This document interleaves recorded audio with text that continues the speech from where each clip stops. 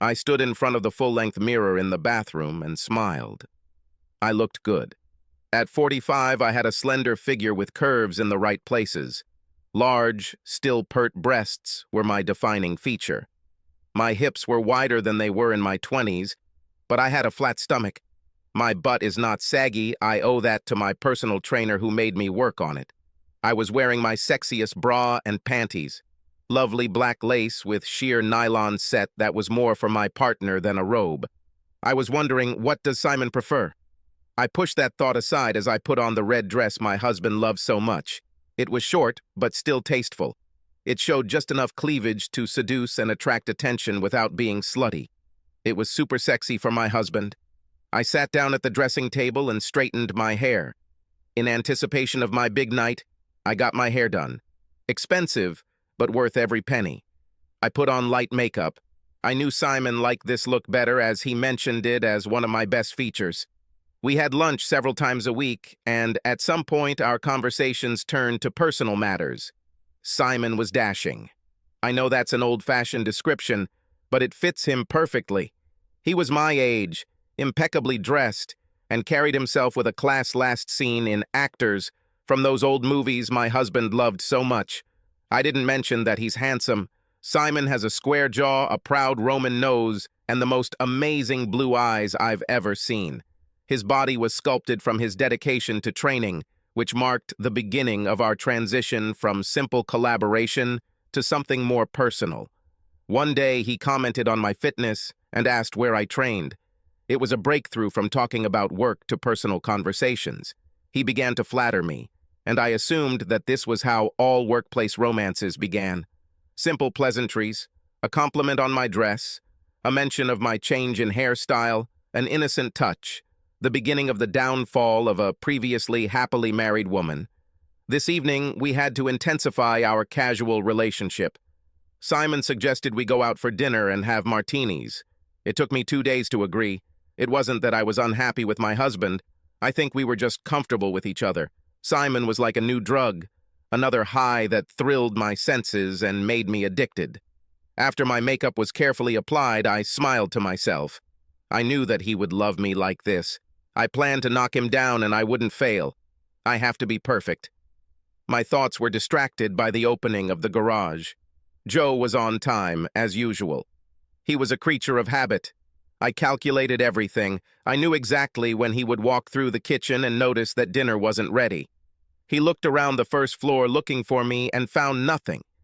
I wanted him to find me dressed for an evening walk around the city. That was a big part of my plans for the evening. The reveal. When Simon suggested we go on a date, I knew what it meant. We were not children. He expected everything from me. I was going to give it to him. He made reservations at my favorite restaurant. He made reservations at my favorite jazz club for a martini.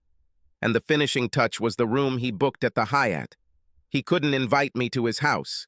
He was also married, and his wife would have been just as upset as my husband. I knew Joe would get over it eventually. Our love was completely safe. But I couldn't hide it from him.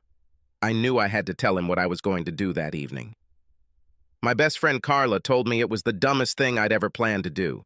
She seemed to think that Joe wouldn't forgive me, although she didn't know him as well as I did. Until that moment, I had lived with him for 23 years and knew him like the back of my hand. Joe called me, and I checked one last time. I have to be ready when he comes into the room. It was important to me that he saw me dressed impeccably, cool and sexy. I stepped on my heels and went to look for a suitable handbag. When he entered the room, I took a deep breath and stepped away from the closet to make my big statement. "Hey, baby," he said with a big smile. "Why are you so dressed up?" "Joe, I need you to sit down. I have something to tell you, and it may be difficult for you to hear." He looked at me as if I had two heads, but sat down in a chair by our window. "Joe, this is how I'm dressed for today's date. I want to give my man the best from head to toe, mind, body, and soul." He looked sad. I hoped I didn't break it too much. "Darling, I had lunch several times a week with a man from work named Simon." A tear rolled down his cheek. I had to gather my courage to continue the story. "No, we didn't have an affair. I never held his hand, never hugged him, never kissed him. Joe? His head was in his hands. He ran his hands through his hair and looked at me like a beaten man. He didn't say anything. Joe, he invited me to have dinner with him tonight, and I'm being completely upfront and honest with you. He's booked a hotel room. I'm sorry to say it took me 2 days to agree. I felt like it wouldn't be cheating if I told you. He looked out the window and asked, "Sorry it took so long, or sorry you agreed." "Oh, and it won't be cheating unless I agree." I sighed. "Joe, I've loved you most of my adult life. Only you. I felt like I deserved it. A short break from us. Does it make sense?"